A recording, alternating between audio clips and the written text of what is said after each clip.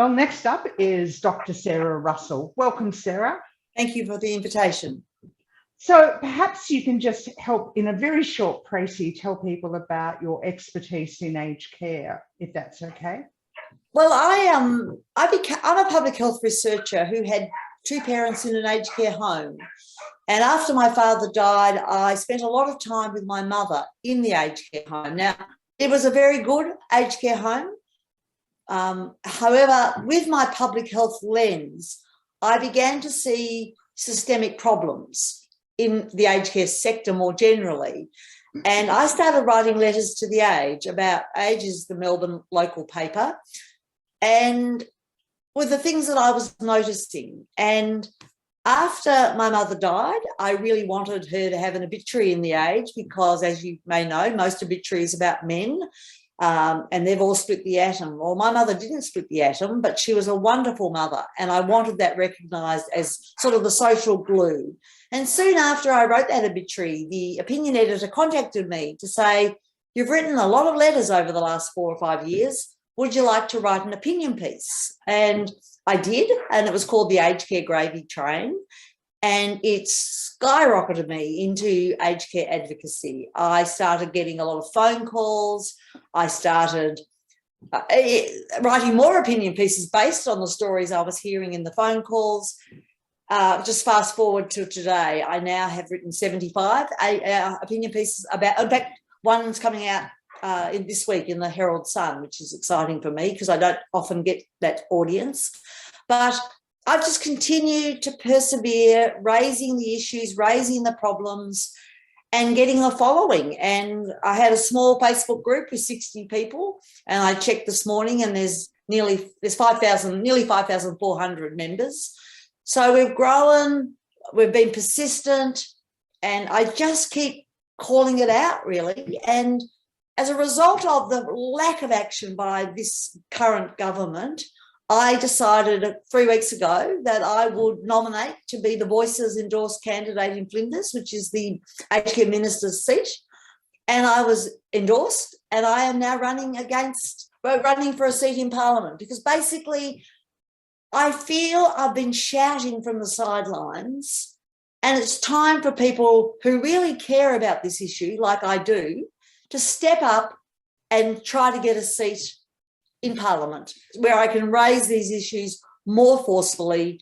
And I really do believe in this independent movement as well, that we need independence in Parliament, particularly those who, like Zali Steggall has climate action, Helen Haynes, the Integrity Commission, Andrew Wilkie, gambling.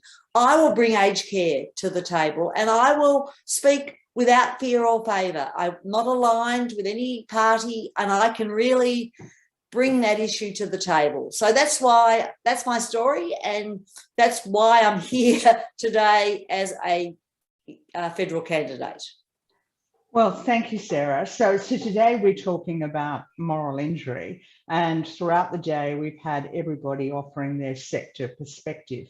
Yep. It's no secret to everyone that aged care has been front and centre of the COVID lack of response during both more recent waves. As you know, both my parents were in an aged care facility and were infected, and I spoke up.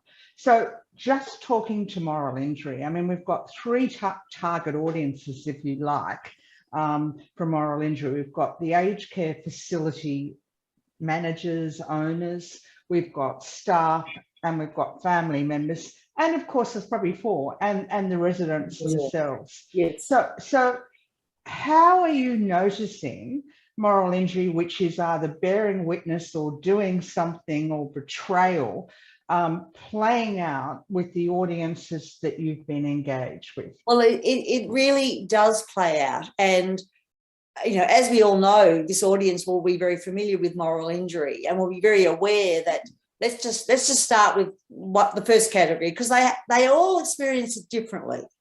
But there is a common theme, and that theme is either not being able to deliver the care that you would like to deliver, or not receiving the care that you expect to receive.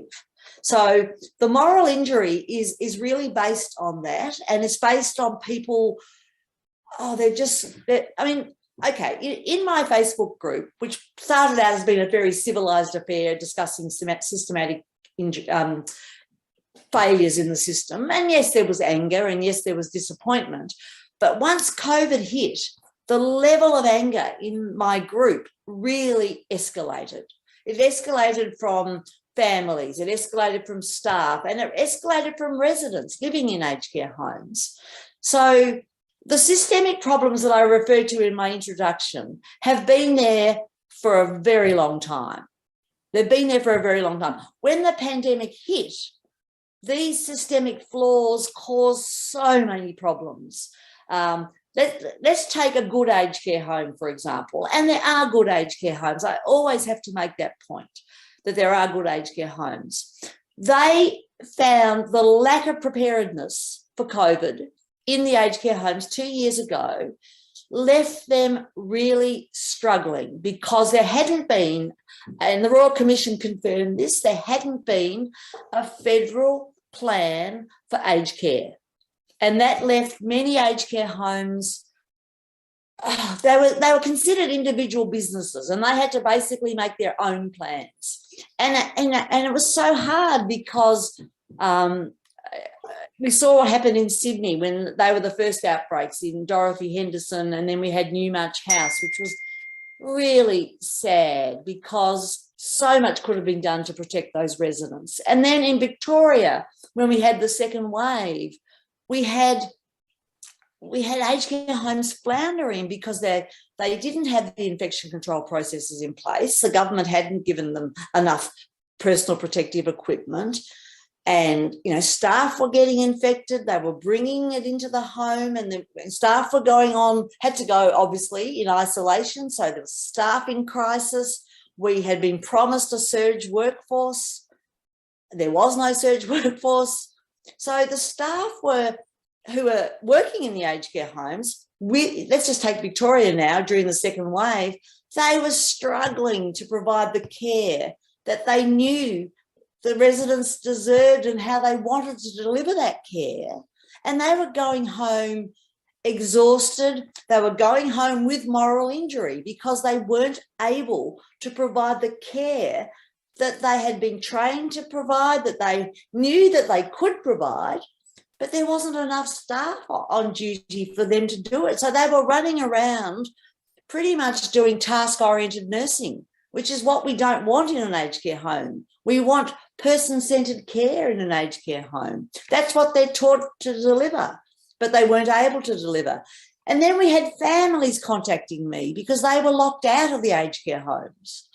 Many families who, like me, visited most days, they weren't worried their family member was going to die of COVID. They were worried their loved one was going to die of neglect.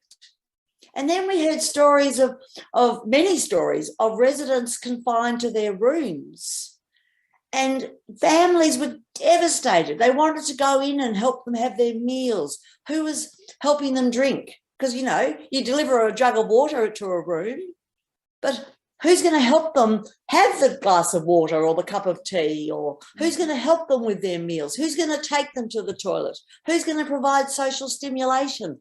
So families were getting more and more worried, and that was leading to a lot of anger, which, as we all know, moral distress can lead to anger because they were feeling guilty. I've left my loved one in an aged care home with the expectation that I would be visiting every day, but now I can't even visit my relative in the aged care home. So it was terrible. And the result has been a lot of very traumatised people, both staff and families and residents whose physical and mental health has declined so much because of the response. And the response has been to lock down the aged care home. And these lockdowns were because the government hadn't planned for this properly. And weren't able to plan going through it either. I mean, it was reactive and sporadic and all over the place. So I just want to take moral distress is a very normal human emotion. We all Yes. experience moral distress. When it gets into moral injury, it has profound impacts on somebody's well-being. And you know, the major symptoms are extreme anger, shame, guilt. And I think what you're saying is all of those audiences, like the aged care workers, are so ashamed that they haven't been able to help people the way they know they should be. They should, and they can if there's enough staff on duty. Absolutely. That's right. And then the guilt from family members, Mhm. and you know, family members that have actually lost their loved ones. I don't know how you deal with it. I don't know how you resolve the grief. The grief is compounded. I mean, yeah, you know, my parents died in an aged care home, but they, you know, the grief of having a loved one either catch COVID or die of neglect because of not, you know, all the things that we know about. And for our Prime Minister to call residents pre-palliative when it was such a so hurtful, because many residents, we know the average length of time a resident lives in an aged care home is 30 months. So you're not pre-palliative for 30 months. And that was such a shocking thing for relatives to hear, that their loved one had died, in many cases not of COVID or not with COVID, but of neglect, to be told that they were going to die anyway. Oh, it's left them so angry and so hurt. And yeah, it's terrible in my view. So I know from my own experience, like when I saw my parents the first time after they were discharged from Westmead Hospital, when we were allowed to briefly see them on compassionate grounds, it was like they'd come out of disaster zone. They were just shell-shocked. They didn't know where they were. They were totally dazed. And that was even more distressing for our family, to see them in that state of not really you know, what happened. And that's the issue, because I know when I joined some of the calls, and even on the Facebook group that you run, moral injury often coexists with mental health issues such as PTSD. And what I have observed, you know, and I'm not a mental health expert who require proper diagnosis, but really people very reactive with almost a PTSD reaction to everything that was going on. Look, even before COVID, you know, I was worried about some families, and I have to say I had to remove them from the Facebook group because they were so angry at what had happened to their parent in an aged care home, or their grandparent in an aged care home, that they had a trigger switch and they would blame staff, and all staff were terrible. And it wasn't treating people respectfully, which is what is a fundamental rule of our group. But so that was happening before COVID.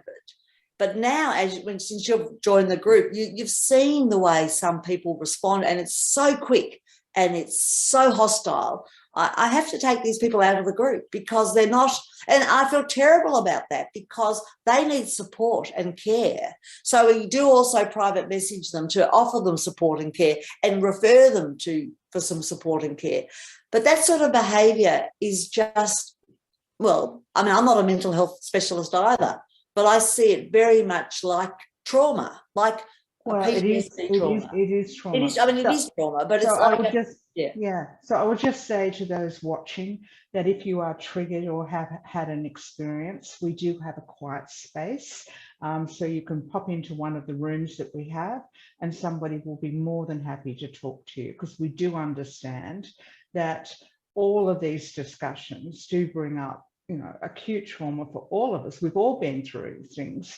And yet again, you know, more Australians with the floods at the moment are going through yet another crisis, yet another wave, and there will be people in aged care going through that as well. So I have to say though, Kathie, I have bipolar disorder. I've had it since I was 18 and I live a good life with it. But I have sometimes had to disengage because I find the stories heartbreaking. I cried on national television during an interview on the project because I was asked to tell my saddest story, and I had a very sad story. And this was pre-COVID. So sometimes during the last 2 years, I've just had to disengage just for a week. I had a holiday in January, which was interesting because my holiday in January was when all the Omicron was happening, and I didn't get that holiday because I had to respond to the media. I had to offer, I was collecting the data. But some of these stories, even though I feel quite resilient and quite strong, it affects everybody who hears them. And I have invited both Greg Hunt, the Aged Care Minister, and Richard Colbeck, the Minister for Aged Care Services, to listen to the stories that I'm hearing. And they are heartbreaking. And my lack of power to fix things, I've been speaking for 6 years about suggestions about how to provide some solutions to reform the aged care sector. And it is very hard for everybody involved in the sector. And, I just feel that for my sake and for families' sake, for staff's sake, for managers, providers who are trying their best to provide a good aged care home, we really need a meaningful response from the government to really, really reform this sector. And I guess, some of the things that you've actually said is very true. Taking care of yourself. This is the time for, I call it extreme self-care. And we all know within ourselves when we've just got to back off. You just got to say no to everyone and take some time to just chill and get into your routine of self-care. But the other thing is twofold, is the lack of trauma counselling in this sector that has been absent. I mean, there's been talk of counselling, but every time I put my hand up for other families and said we really need trauma counsellors, and the aged care facilities I know said we asked around, there wasn't any, so it hasn't been considered. Well, there was an announcement. There was an announcement. First of all, for anyone living in the community, was allowed to have an extended mental health care plan, so you could get access to counselling. Residents weren't considered in that, and I advocated for that if people in the community, older people, are entitled to it, surely older people living in an aged care home should get it too. And yes, the government realised they'd made an oversight and not treated residents in the same way that they treated other older people. So they announced it. They announced $12 million for a mental health care plan. But they make these announcements, but as you said, where is it? Where is this? And I actually suggested even perhaps the one part of that mental health care plan could be for the families to go back into the aged care homes. That would help as well. So, we need trauma counselling now because we've been neglected for 2 years. Not just, when I say we, I mean anyone in this sector, whether they be a recipient of care, a provider of care, or a family member, or an advocate like you and I. We're all traumatised by this because people have not only died, but people have suffered extremely during this pandemic. And, as I said, we're all traumatised by it. So I guess really relevant to this sector discussion, Dean Yates spoke this morning, and he's a journalist that was the bureau chief in Iraq and lost 2 of his staff. They were killed on assignment, and he spent many years trying to come to terms with that. And it was when he met a chaplain from Austin Health in Victoria that helped him to deal with the moral injury. And I will say that moral injury at the moment, the research is out even in terms of treatment. But in this situation, it was really helpful because she ran a ceremony where he was actually able, he thought he was forgiving them for not being there and all of those things, but it turned out he was forgiving himself. And I really feel the aged care sector, something that all providers can do and families can do, is actually acknowledge what people have been through, because many of those in aged care at the moment are children of the Second World War. They've been through many life experiences, and none of them would have ever thought or conceived that they would spend their last days in a facility locked away where they couldn't see anyone. So I think that acknowledgement in some sort of beautiful ceremony is needed. Do you have any thoughts? I think that's a beautiful idea. I mean, I suggested maybe people might like to share photographs of their loved ones who had died during the pandemic, whether it be from COVID or not from COVID. It's been a very sad death. I think that's something else people haven't realised. Even if an older person was pre-palliative during COVID and did die, not of COVID, not with COVID, died of, whatever it is, their deaths have been lonely. Like when my father died, for example, all his 5 children were there, our partners were there, grandchildren were there, cousins. We had a lot of people coming into, and the aged care home provided sandwiches. We had stretcher beds so we could sleep overnight with Dad. So, it was a wonderful death in many respects. But now people who are dying of old, whatever you want to say, of whatever, but of old age, or they're dying alone. And sometimes family members are allowed in, like 1 or 2, and they're in their PPE, and the older person doesn't even recognise them. It's heartbreaking what has happened in aged care. Yeah, and it's not just COVID that's caused the heartbreak.